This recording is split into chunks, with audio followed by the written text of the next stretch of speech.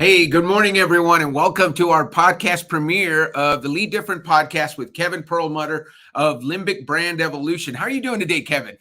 I am fantastic. That was such a cool opening. I love the countdown. We got to create some excitement, especially when we have someone like you. It's funny because as I was looking at our interview that we did, Kevin, one of the things you talked about is know your why, or start with why, is a half-baked. You said it's a half-baked strategy, right? I did. And you I would did think say that. somebody who comes from the Why Institute, who starts everything with why, would be offended. But it was I great. didn't think you would have me on the show after I said that. I No, and thought, it was perfect I because you'd say, no, you can't be here. no, it was perfect because you really took us to that next step. And we posted about your podcast premiere yesterday, and a lot of people weighed in on this. Rosie Ward had a great comment. She said, what Kevin's done here is he's gotten to the with him, because that's what clients care about, right? What's in it for me? So if we go around telling people our why, our how, and our what, that's great. And for us, in terms of communicating who we are, but people care about themselves. And so it's more about asking them the question. And the story you shared about the Performing Arts Center that you helped rebrand, I can't wait for our listeners to hear that, because that was such a simple twist that you went from, I think, staging the amazing to yours to discover. staging the amazing to yours to discover. And they stage the amazing every single day. That's their why. But what's in it for the customer? What's in it for the customer? The audience is yours to discover. It's all here. Come check it out. It's for you. It's not too much for you. It's not too over the top for you. We have something here for everyone. And the other thing that I noticed in our interview, Kevin, I can't wait. And I don't know if anybody's on, but we'll see who joins us in the chat later when we put the interview on, is your why, your what of contribute. As we talked about, finding better ways and sharing them with others, making sense of the complex and challenging, and then contributing. You do a lot of work in your community, and that was something I'd forgotten. It almost gets lost because we don't get to it till towards the end. But you do a lot of things to bring your talents to some folks that really need your help, and I think that's really a big part of who you are. Thank you for mentioning that. Yeah, I'm such a proud volunteer and board member of an organization called RISE, which is a Central New Jersey social services nonprofit. At njrise.org. Such a wonderful organization, helping people in the community who need a little extra support once in a while, whether it's food or thrift store goods or social services, administrative support. And and as a board member, I get to volunteer and help the community, and I also get to help RISE as someone who's a board member that has a specialty in strategic planning and brand development. Man, that's fantastic. And well, thank you for doing all of that, Kevin. And I'm doing what I'm not supposed to be doing, is taking notes while I'm talking to you, because I want to make sure we get to some cool stuff. But listen, why not, leaders? This is a fantastic interview. I hope you will enjoy it. Kevin and I are going to step off stage. We're going to play the interview. That's what you're here for the premiere. And then this will be available on all of your podcast apps. So we'll be on Apple Podcast, iHeartRadio, Podbean. We're going to be, of course, on YouTube if you like to watch your podcast on video. So we'll be on YouTube as soon as we get off the air here. And share it with your friends. Don't forget to like, don't forget to comment, and don't forget to share with your friends so we can get the message out about leading different. Kevin is definitely a lead different kind of leader, and we're glad to have him on. So Kevin, we'll step into the background and play your interview. Thank you. Let's see here.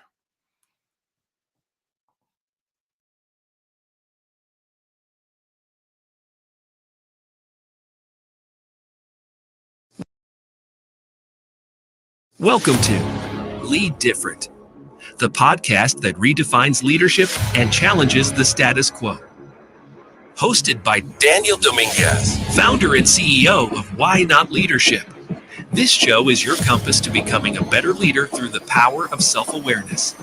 Good leaders foster teams that are engaged, empowered, and energized. Join us on this transformative journey as we equip you with the tools and insights to lead different. Get ready to challenge the ordinary and embrace self-aware leadership. This is Lead Different. Subscribe now. Discover a new era of leadership. Lead different, because great leaders change the world. Hello, everyone, and welcome to Lead Different, the podcast that's dedicated to helping us understand how to lead different in today's world. Today, we have a very special guest. I have Kevin Perlmutter on. Kevin helps CMOs, brand and business leaders turn emotional insights into a competitive advantage. He's the chief strategist and founder of Limbic Brand Evolution, Brand Strategy and Neuromarketing Consultancy. He loves making things better, being curious, connecting the dots, and setting the foundation of a future that has yet to unfold. Kevin can help you evolve your brand and grow your business by sparking brand desire with emotional intelligence. And you heard that right. He loves making things better. So I'll get all those of you that are familiar with the YOS, you can guess at what his why is. He helps craft brand strategies for his clients, helps them create limbic sparks by activating brand ideas that have customers at hello and keep them coming back for more. He does this by uncovering the emotional insights that drive behavior. Then he evolves brand messaging and customer experiences. Man, that's a mouthful, Kevin. Welcome and thank you for being with us today. I'm so glad to hear you. Thanks for getting all that about me out there. Man, this is such good stuff, and you are. I mean, listen, those of you that have been listening to, whether you listen to Why Not Wednesday or you're new and you're listening to the Lead Different podcast, you know that what we're about is all about that limbic brain connection. And when I got the opportunity to meet Kevin through another connection, I said I've got to get him on the show, because at Y Institute, when I was the chief growth officer there, we put so much of an emphasis on that limbic brain connection. Well, if we have somebody who does limbic brand evolution, we've got to talk to him, right? And since why not leadership is powered by the Y Discovery, I just couldn't help but have Kevin Perlmutter on. So thank you for being with us, Kevin. I am looking forward to talking to you, talking through your YOS and learning more about your insights on how to create brands that connect. I'm so glad to be here. It's a great conversation for us to have today. So let's start with the simple question that I ask everyone. We're going to go through your Y operating system, Kevin, and Kevin was nice enough we sent him the YOS, he took it and he gave us some great feedback.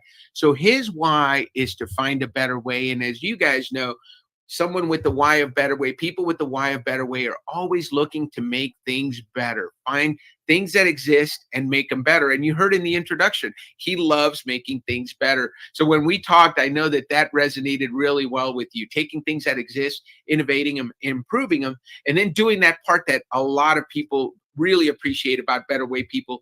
You share it with others. When you find a better way, you share it with others. And how did that resonate with you, Kevin? Fit like a glove. It really did. I love these personality tests. I love this personality test. And it was really interesting to read the findings, because it's always like looking in a mirror and hearing someone describe you back to you, which I thought was quite an interesting read. Yeah, and you are someone, man, I cannot wait to get into your how of mastery. So what we know about people with the how of mastery is they're all about learning things at a really deep levels. They love depth and breadth. And the couple of conversations that we've had, Kevin, you have really blown me away with how much you know about limbic, creating limbic brands, about how assessments work, about how we can read people and how we can create messages. And so there's such a depth to what you do. I really thought mastery fit you well. What did you think of the description of you as someone who, how you find better ways is by mastering things and learning them at a deep level? And by the way, take a look at that library behind him. Yeah, I mean, it all comes back to, I'm a very curious person. So I'm not often stumped to ask a good question. And the questions that I ask help me think about things. They help me connect the dots in unexpected ways. It helps me envision new possibilities. And, I'm not someone who throws, something away just because it wasn't invented here. I am all about seeing what's working. I'm all about understanding why things are the way they are and how they're happening and whether or not they're working. And if someone is looking for a better way to do things, I'm open to the challenge to try and figure that out. So I really liked the idea of being coined as someone who is all about finding better ways, and the mastery thing. It seems to go with my idea of looking deeply into a situation, asking a lot of questions, and coming out with something that maybe is a bit unexpected. I love that. And, one of the characteristics that we talk about with the how of mastery, or anybody who has mastery, whether it's their why, how, or what, is you're really good. Well, these people are really good at digging deep and finding the little levers, those little nuances that can make a big difference. And you posted about this on your LinkedIn, and I love the post. You talked about how you, at the beginning of an engagement with the client, you have way more questions than answers. And boy, that should endear you to anybody, because we've all hired that consultant or that coach that has all the answers for us, and they haven't taken the time to get to know us. Let me tell you, if you're going to work with Kevin, he's going to get to know you. Even in our first conversation, it was great because I threw a lot of stuff at Kevin that I normally throw at people, and I get answers. And Kevin was like, well, hold on. Let me ask you a few more questions before I answer that. And that is such a great characteristic, because it really helps you get to know your clients really well. I think what you posted about today, if you had an hour to solve a problem, you would spend 55 minutes asking questions and then 5 minutes solving the problem, right? Well, Albert Einstein says that, and I agree with him. So absolutely. It's an Albert Einstein quote. And it's something that resonates with the way that I like to think about things. I mean, I work with my clients at a deep level. The insights discovery phase of my work is a very important phase where there's a lot of emphasis that goes into asking all the right questions. And I've been in situations where people want really fast answers and they want to shortcut that phase, and it's not for me. And I love that you say that, because sometimes, and you're very clear about who you want to work with, right? And you even said it, one of the things we talk about when we work with people on their why operating system, and we haven't even gotten to your what, but let's continue on this path, is we're helping people figure out who their ideal client is. And you just said it a little while ago. For you, an ideal client is somebody who's looking for a better way. If they're looking for a better way to do what they're doing, and what you do is help with brand evolution. So if they're tired of doing it the way they're doing it and they want a better way to do it, you're the guy they want to go to, because guess what? You love finding better ways. It's what you do really well, and it's what they're looking for. So you're not gonna clash, right? If somebody came to you and said, "Hey, Kevin, we're gonna hire you, but we don't want you to change anything," how fun would that be? Well, I wouldn't be doing the work with them, so I wouldn't know. But it's people ask all the time, who's your ideal client is a pretty classic question, and a lot of people shoot to verticals or different types of industries or different size businesses. I work with businesses of all shapes and sizes to help them evolve their brand, and the common characteristic of my clients is that they are brand leaders. Whether they're chief marketing officers or CEOs or somewhere in between, they are brand leaders who are eager for more people to appreciate, understand, and desire their brand. And I'm going to help them find a better way to get there. I'm going to help them overcome some of the limitations of traditional brand strategy that they've been working with, and bring in that limbic thinking, bring in those questions, bring in some things that we'll talk about in this discussion. And that will help them spark desire for their brand among a broader group of people.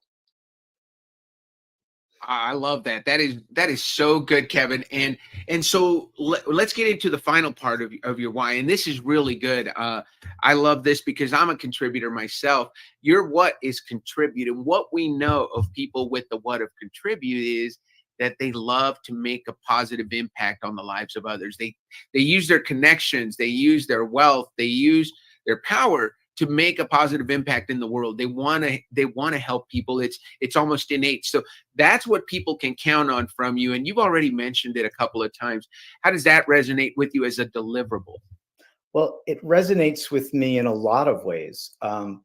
As a brand leader, I'm trying to make a dent on my industry with a new way of thinking about brand strategy that is not traditional and rooted in this behavioral science revolution that's underway.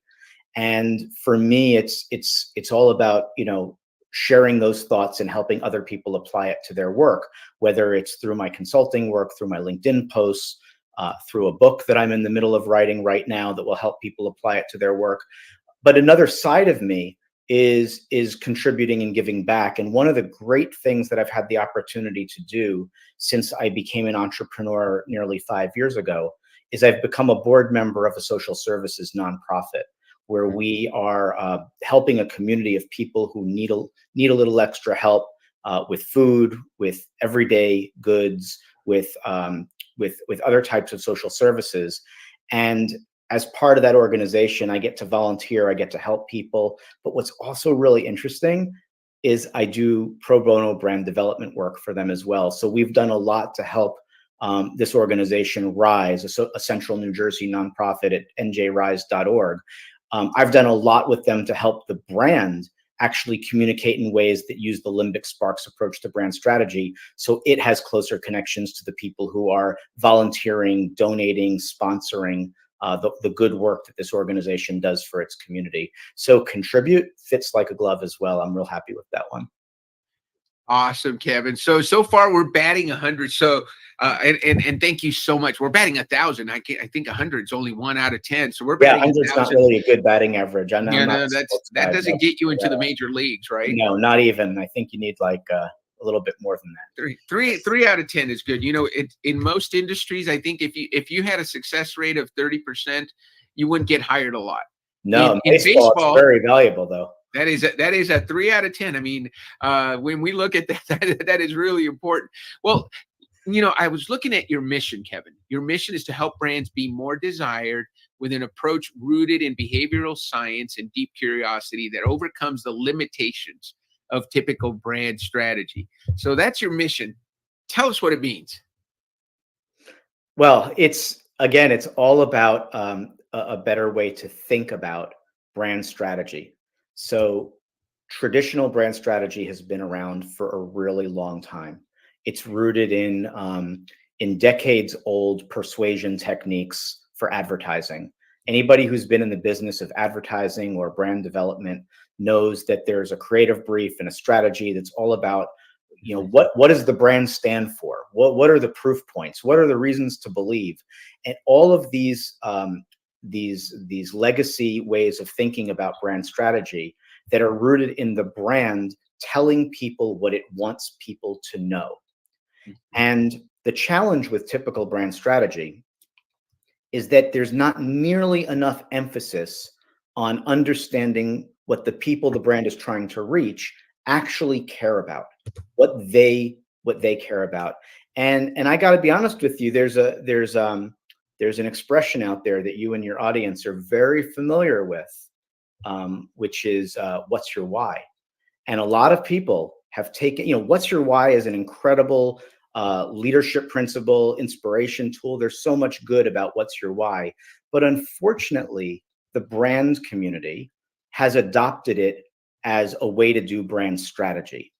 And in my point of view, what's your why is a half-baked brand strategy, because there's a whole other question that you should be asking before you develop that brand strategy, which is who's your who? Understanding deeply what the people you're trying to reach care about needs to be married with why the brand exists in the world. It's the only way to create real and relevant connections between people is by not just standing up and saying, this is what I'm all about, but also taking into account what people actually care about in their world and how that brand can be a valuable part of it by addressing those needs. So that's what I'm doing. That's how I'm trying to shift the discussion in brand strategy from what's traditional to a better way rooted in behavioral science. I love that you mentioned better way, and that's really good because as you know, and Kevin, you and I have talked, but those of you who are listening maybe for the first time, we do everything we do at Why Not Leadership starts with why, and this is a discovery. Kevin took it. We talked about his results. That's based on Simon Sinek's famous TED talk that said start with why. And I love it when you and I talked and you said, well, that's a half-baked brand strategy. And there's a part of it that really resonated with me, and that's the part where you said it's a half-baked brand strategy because it's not about you. It's about your client and connecting limbically with them. So I would love to hear more about what that means when you figure out your who, and then how do you connect limbically as somebody who's listening. I know we want to hire Kevin to help us do that, but what are some things that a brand can simply do to connect limbically and create those limbic sparks with their clients? And let's start with that initial question. Who's your who? Yeah, well, think about it from a human perspective. Let's just say you went out to a bar and you were trying to meet some people, and you were spending all of your time as people came up to you that you were looking to meet, and you were talking about yourself. You were saying, "This is my why. This is what I'm all about. This is what I'm good at. This is what," and how attractive is that going to make you in that situation as somebody that people want to connect with? You might be better off getting to know the people who are coming up to you, asking questions, understanding what they're all about, and then going from there in the conversation with things that you can say that are relevant, that are connection points between you and them. Oh, that's really interesting. You ran a marathon. Oh, that's right. I'm a runner too. Really cool. So, you find those connection points. And this is what the strategy is all about. It's about understanding what makes a brand tick, what is it doing in the world to make people's lives better, and also what is it that the people that brand is trying to reach need, want, and desire in their stages of this work. People aren't walking around looking for brands to fill their life with. People are going about their lives trying to be more successful, trying to be happier, trying to solve challenges, trying to just do things that are fun and entertaining and enjoyable, that puts a smile on their face. And if they intersect with a brand, if they come in contact with a brand that sparks their desire because it's relevant and has something to say that is useful or enlightening, then there's a relevant connection to be had there. And that's that limbic sparks intersection, that moment when a brand has you at hello, and then the experiences you have that keep you coming back for more. And what I'm looking for in that discovery phase, the first phase of the work I do with a client, which I call focus, is the shared emotional motivation. The shared emotional motivation is something that is often not considered in traditional brand strategy. In traditional brand strategy, it's all about what the brand wants to say. It's their why most of the time. But the shared emotional motivation is what you discover when you understand where that intersection is between what the brand wants to say and what people need, want, and desire in their own life. And then the second part of developing the brand strategy, the other bookend, is what I call the connect phase, which is coming up with what the brand idea is going to be. And in traditional brand strategy, the brand idea is often an about us statement. But in the Limbic Sparks world, the brand idea has a higher calling. It's a brand benefit and invitation to other people. It needs to be a benefit and an invitation that other people will recognize as something that they want to bring into their lives. So those are some of the ways that I'm creating a Limbic Sparks criteria for a brand strategy that goes beyond what's traditionally done. And the third phase of the work that I do is evolve. So it goes from focus to connect to evolve. And the evolve phase is where you take that brand strategy and you apply it to brand messaging, brand experiences, how you convey your products and services, and all of the activations that you put out into the world so that people hopefully feel those limbic sparks when they encounter what you're putting out there. You said something really important, Kevin, and I want to unpack that.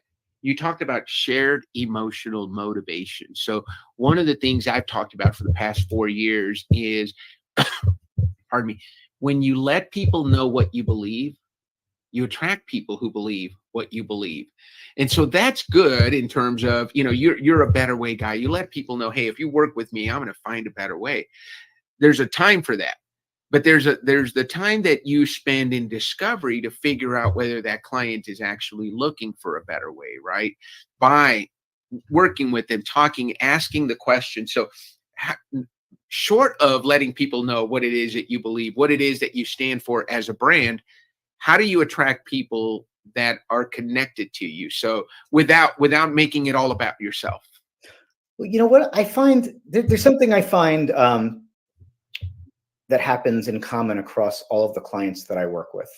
So part of my process is interviews, one-on-one interviews. And I have conversations with not only my clients to understand what their brand is all about and what their benefits are. And there are a variety of questions that I ask, but I also ask questions to their customers. Now, with certain clients, like I work with B2B clients that have 100 customers, and I can talk to 12 of them and get a pretty rounded out point of view as to what they're feeling. With much larger clients, I may need to go to customer reviews and testimonials and do some more quantitative research. But one way or another, I'm understanding what their customers care about and what draws those customers or clients to this brand.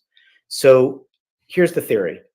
If you can understand why people keep going back to a brand, if you could understand what draws them in, what the experiences are that they're having that keeps them coming back for more, then there's a high likelihood of two things. One is you're going to find that those are emotional benefits. It's going to be more about how the brand makes them feel than the specific things that the brand offers. And those things that brand experience makes them feel, number two, are going to be the differentiators that set the brand apart. And here's a third thing, bonus. The bonus is, to answer your question, there are more people out in the world who would love to experience those emotional benefits if they knew they existed from this brand. So if we can reorient how the brand communicates what it's all about in terms of the benefits and invitations to others, then those things will attract people to the brand. And you said this earlier, Kevin, that's so really good. People aren't looking for your message. They're not looking for your product.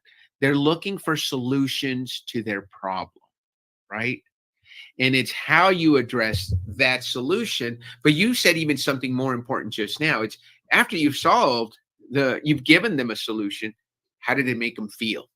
Right. And sometimes the way you draw people in is slightly different than what they feel afterwards. But the trick is to try and bring those two things together. I want to give you an example. I have one client that I worked with. I have many clients that I've worked with. Which one do I want to talk about? Okay, I'll go with this one. I have one client that I worked with, the AT&T Performing Arts Center. It's a nonprofit in Dallas, Texas, and it has an incredible campus of buildings. They bring in world-class performances from all over the world, and they have a community in Dallas that most of them know who they are and have perceptions about the brand. And when I started working with them about 4.5 years ago, they said to me, "Why is it that a lot of people in Dallas don't think that we're a brand for them?" And I said, well, who are the audiences that you're trying to reach? Well, we have these great performances and a lot of people who are wealthy in Dallas who come. But then there's people, families who are not really experiencing the brand as much as we'd want. And there are other people around town. But we do all of these wonderful things. We help emerging artists get on stage, and we help people in the less wealthy parts of Dallas have access to the arts because it's not in their schools, but we subsidize it by bringing it in or having people come into the facilities. But we're just not sure why families and the less wealthy people aren't as familiar with us as we would like them to be. Well, at the time, their tagline was "Staging the Amazing." It was a very about us statement. And it caused them to go down the path of talking about themselves, how amazing they are. They were doing a great job expressing their why. But when we found out how wonderful people felt when they actually experienced the AT&T Performing Arts Center and all of the wonderful things that they discovered, we recognized that we needed to shift the brand idea from an about us statement to a for you statement, from about the brand to a benefit and invitation. And we went from staging the amazing to yours to discover. And now, 4 years later, the brand is all about welcoming people in and inviting discovery of all that there is to experience on the campus of the AT&T Performing Arts Center. And their audience is much broader than it had been in the past, because more people are feeling like, wow, this is a place where I can go check it out and learn what they have to offer, and then experience more and more things as time goes on. So that's a flip of from traditional brand strategy to a Limbic Sparks approach to brand strategy, from a what's your why to a what's your why intersecting with who's your who. That is a really great example. And what I really like about that is you addressed the next question that I had, Kevin, which when we talked about in one of our previous conversations, it's not about you, it's about them. And you turned a message that was all about staging.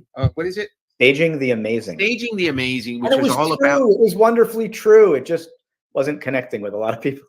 Yeah, because it's about them. But when you said, hey, yours to discover, it brings you in. It's about you. Liz Wendling, who's a colleague of mine, who's amazing. She talks about, we do it in emails. We'll send an email out that says, hey, Kevin, I'm looking forward to talking to you. I would love to learn more about you. I. And she says, go through your emails and replace every I statement with a you. Kevin, you are someone that I think our audience would love to meet. You have an amazing program that we want to share with the world, and start the sentences with you instead of I, and the message resonates so much differently, right? Oh, most definitely. And I love that. That was a perfect example, because you said yours to discover. So that's a great perfect example. So thank you for letting us get a little bit into your process and how you help organizations. Let me ask you another question, Kevin, because this is Why Not Leadership is all about doing things different. It's about saying why not to opportunities or new ventures. Tell us about your why not moment. Tell us about a time in your life when you said why not to something, and it's turned out so well that you're so glad you did. You want to let the world know, hey, if you get this kind of opportunity, make sure you say why not. Tell us about that moment for you, Kevin. Yeah, huge moment. So I worked for many, many years for other people. I had the opportunity to make things better at a brand consultancy that I worked at called Interbrand, a global brand consultancy, where I created their first ever global customer experience practice. I went to a music studio where I learned behavioral science and created a research capability rooted in neuroscience. And in 2019, the idea occurred to me that this neuroscience understanding is not part of traditional brand strategy. It's missing. So I said to myself, well, maybe I should start a brand consultancy and be an entrepreneur and focus on bringing emotional insight to the center of how brands create desire among the people they're trying to reach. So I said, why not? Let's start a brand consultancy. Let's be an entrepreneur, and let's do things in a better way than what's out there. So that's my why not moment. That is really good. And here you are. I mean, 5 calendar years later, right? 2019, 2024. Yep. What's the biggest satisfaction you've gotten from that work that you're doing in those past 5 years? It works. So it started out as an idea. It started out as a sketch on a notepad and an idea on a coffee cup, kind of a thing. And here I am nearly 5 years later, and I've worked with over 24 clients, and I've refined the Limbic Sparks approach to brand strategy. And I have some really some clients who are really happy with the work we've done together. It shows in their business results. And I've been documenting, not only the cases, but, the approach to Limbic Sparks. And I'm in the middle of writing a book to really get that out there and help brand leaders bring it into their worlds through the lens of the book. And I just, looking back, I just never would have thought 5 years ago today that I would be in this situation in my life or in business on my own, even 5 years ago today. So just looking back, I'm so happy that I took the leap, and I'm having the time of my life, and I feel like I'm just getting started. Kevin, that is such a great point. There's a famous Steve Jobs quote that says, it's hard to connect the dots looking forward. You can only connect them looking backwards, right? But 5 years from now, somebody had said, hey, you're going to be the leader of Limbic Brand Evolution, and you're going to have dozens of satisfied clients who are going to know themselves better. They're not going to know how to message themselves better based on the research and work that you'll have done. You probably said, you're crazy, right? I'm working at Interbrand, and I'm gonna continue to ascend here. And here you are 5 years later. I love that your story really emphasizes the point that everything begins. Every great thing that's ever happened began with an idea, and you gave life to it.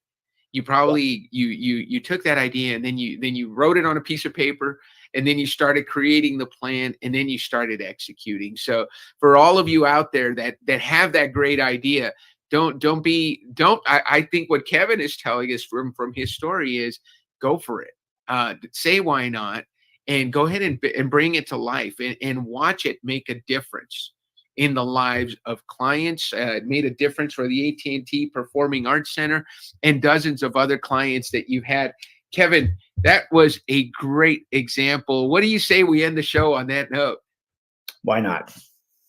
That's it. Thank you so much, Kevin Perlmutter, Limbic Brand Evolution, for sharing your wisdom and your stories of success with Why Not Leadership and our fans, powered by Why.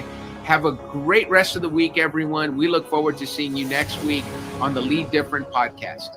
Thank you, Kevin. Thank you so much for having me. Subscribe now.